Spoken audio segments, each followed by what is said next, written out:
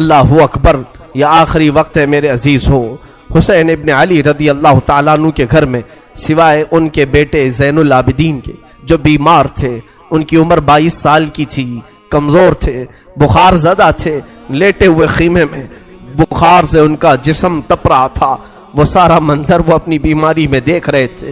اب کوئی باقی نہیں تھا، بچے کو تک نہیں چھوڑا تو کون باقی رہے گا۔ امام حسین ابن علی رضی اللہ تعالیٰ عنہ نے دیکھا، قرآن کو جلدی سے کھولا، تلاوت کرنے لگے۔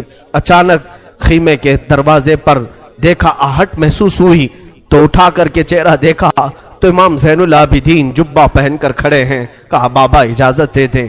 مولا حسین تڑپ کر اٹھے، کہا زین العابدین میرے گھر میں اب بچا کون؟ میرے بعد ان بیویوں کو کون دیکھ بھال کرے گا؟ ان عورتوں کو کون لے جائے گا؟ اور میری نسل تم سے ہی تو چلنی ہے۔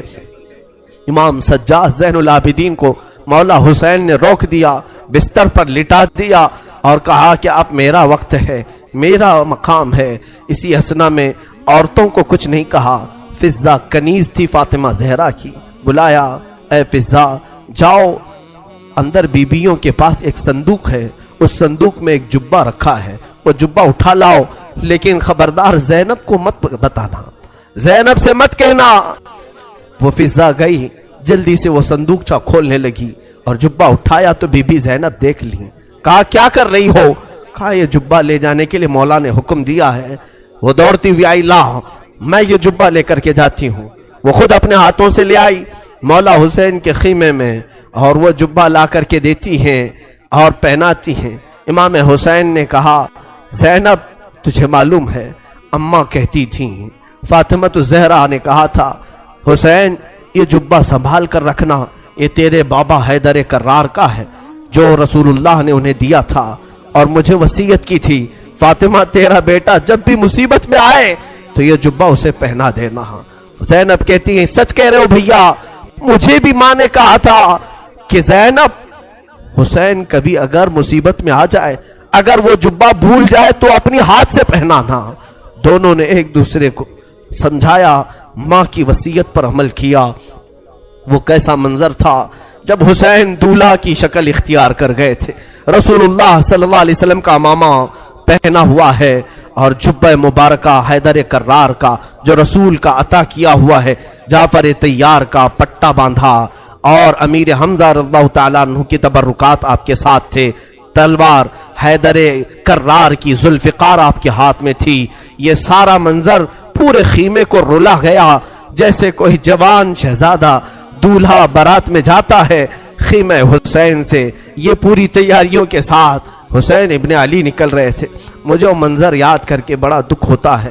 آج ہم اپنے حجرے سے کبھی نکلتے ہیں تو پھر یاد آتی ہے حسین تو خیمہ گاہ سے نکلے تھے قتل گاہ کی طرف، آج تو ہم امن کے لیے باہر نکلتے ہیں تو سج سنور کر کے نکلتے ہیں، وہ بارگاہ مولا میں نکل رہے تھے۔ اسی اسنا میں حسین ابن علی رضی اللہ تعالیٰ کرم اللہ وجہہ الکریم باہر جانے کی تیاری میں ہیں۔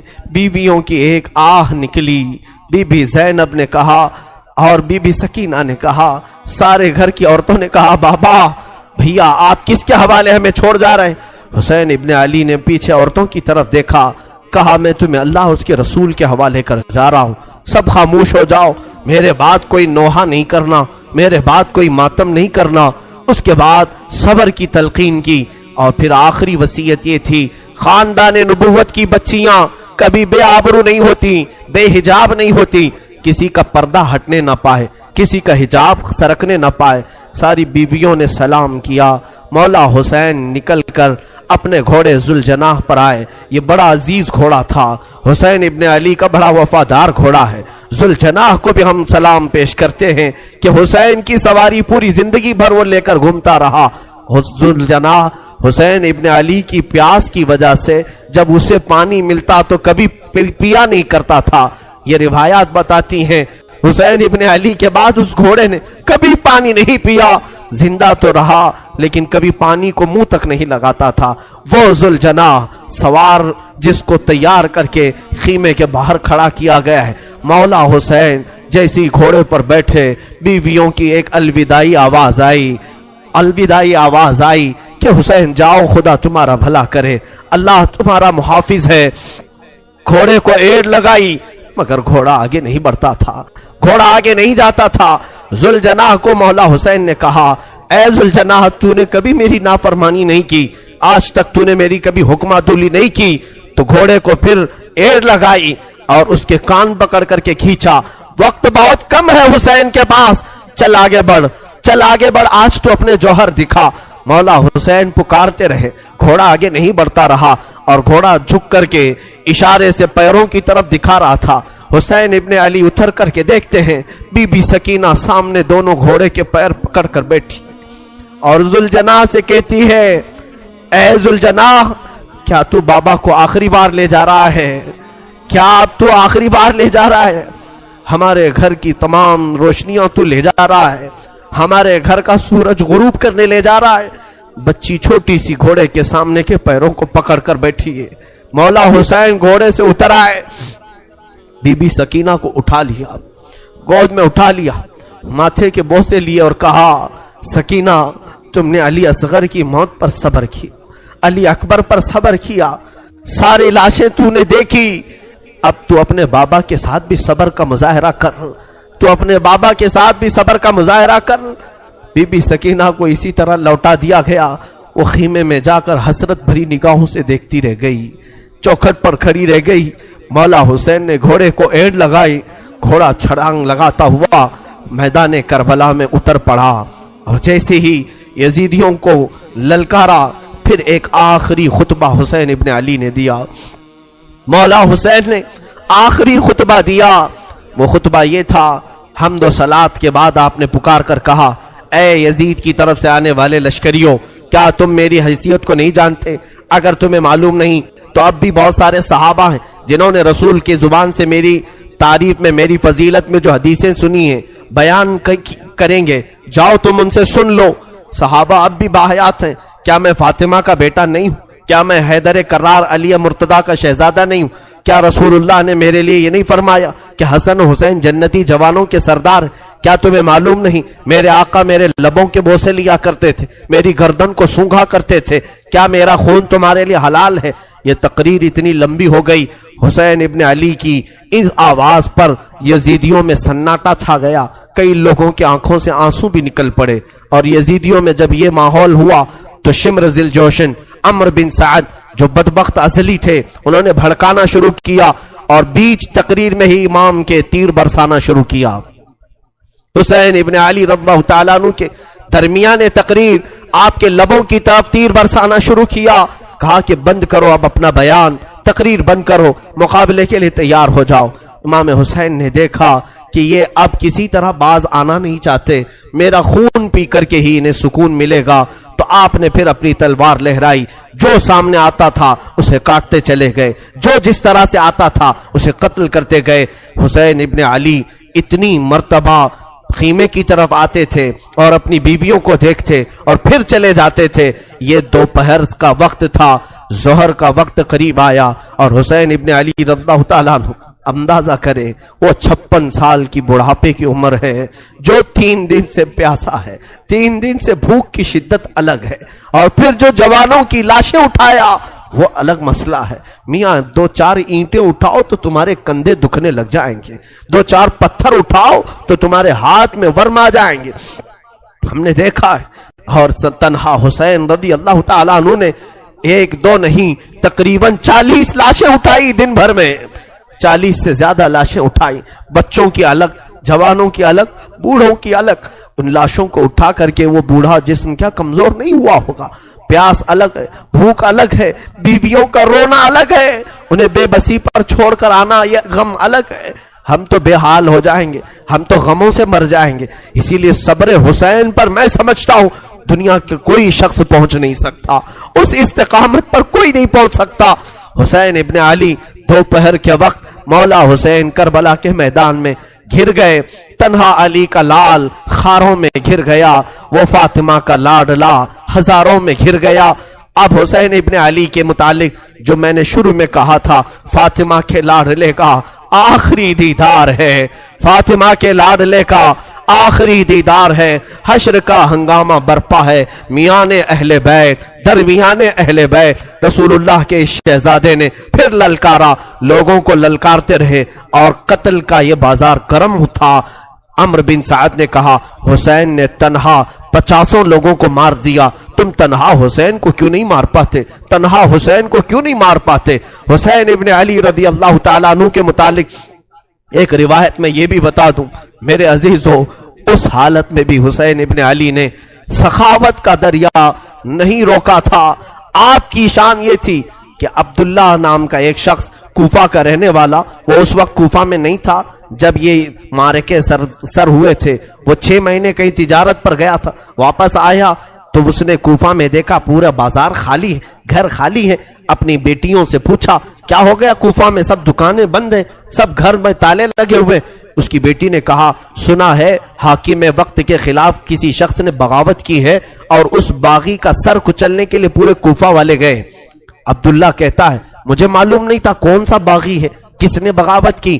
اور پھر ان کی بیٹیوں نے کہا ابا جان آپ بھی گھر میں نہ بیٹھیں، اس لیے کہ حاکم کوفہ ابن زیاد نے اعلان کیا ہے اگر کوفہ میں کسی گھر میں کوئی جوان باقی رہا اور کربلا نہیں گیا تو ہم اس کو تلوار سے چھلنی کر دیں گے، قتل کر دیں گے۔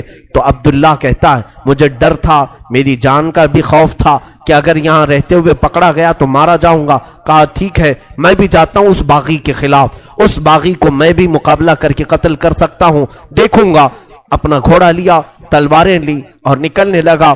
بیٹی نے کہا بابا جان بہت سارا لشکر گیا ہے اس باغی کو قتل کرنے کے لیے، آپ بھی اس لشکر میں مل جائیں، اور سنا ہے جنگ کے بعد مال غنیمت ہاتھ آتا ہے، مال غنیمت ہاتھ آتا ہے، جو بھی مال ملتا ہے وہ فوجیوں میں بانٹا جاتا ہے۔ بابا جان مجھے یمنی عقیق پتھر بڑا پسند ہے، یمن کا عقیق پتھر بڑا پسند ہے، اگر وہ مال غنیمت میں مل جائے تو لیتے آ جانا۔ عبداللہ اپنی بیٹی کو رخصت کر کے آیا، وہ کہتا ہے دوپہر کا وقت تھا جب میں کربلا میں پہنچا، یہ 10ویں محرم تھی، میں نے دیکھا ایک شخص گھوڑے پر بیٹھا ہے اور اس کے پیچھے 40-50 لوگ دوڑ رہے ہیں، کوئی ادھر سے آ رہا ہے کوئی ادھر سے آ رہا ہے۔ میں نے لوگوں میں سے کوفیوں میں سے ایک سے پوچھا کہ ایک ہی آدمی ہے؟ تم نے کہا تھا باغیوں کی جماعت ہے، ایک ہی آدمی ہے اور 50-50 لوگ اس کے پیچھے دوڑ رہے ہیں۔ لوگوں نے کہا ہاں وہ تنہا 50 پر بھاری ہے، کسی کے ہاتھ نہیں آ رہا، اکیلا تو اس کے سامنے کوئی جا ہی نہیں سکتا ہے۔ عبداللہ نے کہا میں نے یہ سن کر کے اپنا گھوڑا بھی دوڑا دیا کہ چلو اس باغی کو میں بھی دیکھتا ہوں، اگر میری تلوار سے وہ قتل ہو گیا، اگر گر گیا تو انعام و اکرام مجھے بھی مل جائے گا۔ گھوڑا دوڑاتے ہوئے وہ آیا، حسین ابن علی کو تنہا، یہ یزیدی کتے کبھی ادھر سے دوڑا رہے تھے کبھی ادھر سے دوڑا رہے تھے، تنہا فاطمہ کا لال تلوار لہراتا ہوا اور لوگوں سے مقابلہ کرتا ہوا میدان کربلا میں سرگرم ہے۔ عبداللہ کہتا ہے میں پیچھے گھوڑے کو دوڑاتا ہوا آیا، میں حسین ابن علی کے گھوڑے سے صرف 2 ہاتھ کے فاصلے پر رہ گیا تھا۔ حسین ابن علی پیچھے مڑتے ہیں اور کہتے عبداللہ اور قریب آ جا، عبداللہ اور قریب آ جا۔ میں ڈر گیا یہ کون باغی ہے جو میرا نام بھی جان رہا ہے، میرا نام جانتا ہے۔ عبداللہ کہتا ہے مجھے تھوڑی سی جسم میں کپکپاہٹ ہو گئی، خوف سا ہو گیا کہ یہ مجھے جانتا کیسے ہے، کہیں میرے پہچان والا تو نہیں۔ میں اور آگے بڑھ گیا، جیسے ہی میرا گھوڑا اس کے گھوڑے کے قریب لگایا، حسین ابن علی نے اپنی انگلی سے انگوٹھی نکال کر کے کہا جا تیری بیٹی نے یمنی عقیق جو مانگا تھا اسے دے دینا، اس میں نگ جو لگا ہے وہ یمنی عقیق کا ہے، یمنی عقیق کا نگ لگا ہے۔ کیا تو اپنے گھر سے نکل رہا تھا؟ تیری بیٹی نے عقیق نہیں مانگا تھا۔ عبداللہ کہتا ہے اسی دن مجھے احساس ہوا نبی کیا ہے، نبی کے شہزادے کیا ہے، نبی کا علم کہاں ہوگا۔ میرے عزیزوں حسین ابن علی نے اس دن بھی سخاوت کے دریا کو روکا نہیں، اپنی انگوٹھی نکال کر جیسے ہی عبداللہ کو دیا، انہوں نے انگوٹھی جیسے لیا اور سلام کیا، کہا مولا حسین اب انگوٹھی لے کر جانے میں کیا مزہ ہے، میں تو اپنی جان تمہارے قدموں پر نچھاور کر کے جاؤں گا۔ یزیدیوں سے لڑتے لڑتے وہ حضرت عبداللہ بھی وہیں کربلا میں شہید ہو گئے، ان کے ہاتھ میں انگوٹھی ویسی کی ویسی رہ گئی۔ مولا حسین اس وقت بھی نوازنا نہیں چھوڑتے ہیں، عطا کرنا نہیں چھوڑتے ہیں، اسی لیے یہ سخاوت کا گھرانہ ہے، یہ سخی لوگوں کا گھرانہ ہے۔ اس گھرانے میں ان کی پرورش ہوئی ہے جہاں 5 دن بھوکے رہنے کے بعد بھی اگر کوئی فقیر آتا تو اسے یہ نواز دیا کرتے تھے، گھر کی ساری غذائیں دے دیا کرتے تھے۔ مولا حسین رضی اللہ تعالیٰ ان یزیدیوں کے جتھے میں ایسے گھر گئے تھے۔ دوپہر کا وقت آیا، اچانک آپ کو احساس ہوا جمعہ کا دن ہے، آج پوری دنیا میں میرے نانا کا خطبہ پڑھ رہے ہوں گے لوگ اور جمعہ کی امامتیں ہو رہی ہوں گی، حسین یہاں پر تنہا ہے، جمعہ کی نماز بھی نہیں ہو رہی ہے، مسافر پر جمعہ نہیں ہے، لیکن جمعہ کے وقت کا احترام تو کرنا ہی چاہیے تھا۔ آپ نے ان سے کہا، اے لوگوں، ہاں میں جانتا ہوں مسافر پر جمعہ نہیں، کیا اس وقت کا احترام بھی نہیں کرو گے؟ جنگ بندی نہیں کر سکتے، جنگ تھوڑی دیر کے لیے روک نہیں سکتے کہ اس وقت کا احترام باقی رہے؟ اسی اسنا میں آپ نے کہا 2 رکعت نماز پڑھنے کی اجازت مل جائے۔ اللہ اللہ، حسین تمہارے سجدوں کو سلام۔ دنیا آج بھی قتل ہونے والے سے آخری خواہش پوچھتی ہے تو آخری خواہش لوگ یہ بتاتے ہیں، گھر والوں سے مل لوں گا، فلاں وصیت کر دوں گا، یہ جائیداد کے پیپر دیکھ لوں گا۔ ہماری وصیتیں، ہماری خواہشات دنیاوی ہوتی ہیں۔ مولا حسین نے آخر وقت میں اگر کوئی تمنا کی تھی 2 رکعت نماز پڑھنے کی، 2 رکعت نماز پڑھنے کی۔ یزیدیوں نے کہا کہ آپ نماز پڑھ لیں۔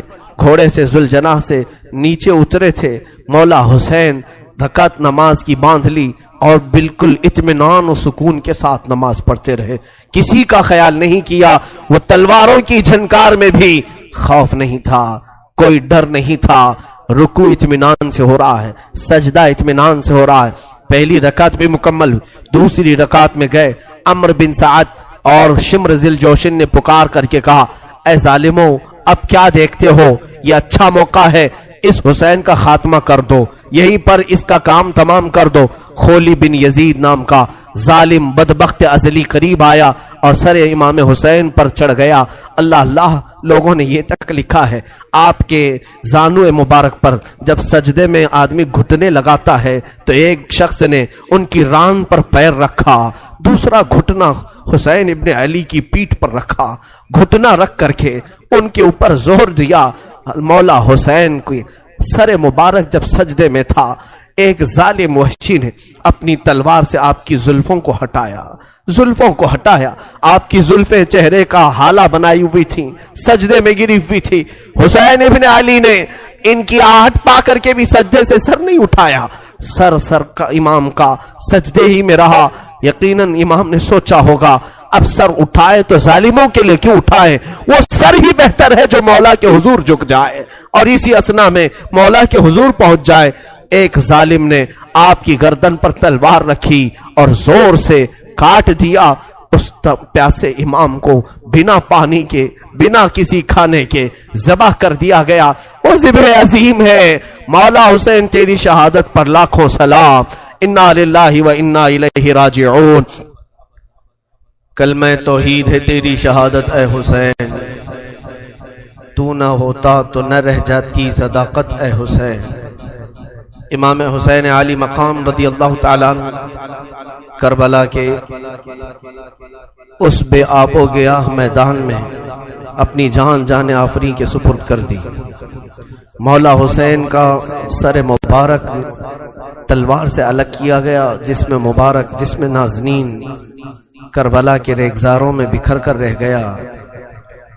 اب اندازہ کرو جو امام حسین ہر ایک کا لاش اٹھا کر لاتے تھے، حسین ابن علی کے لاشے کو اٹھانے والا اب کوئی باقی نہیں تھا، کوئی خیمے کی طرف سے اب آتا ہوا نہیں دکھائی دیتا تھا۔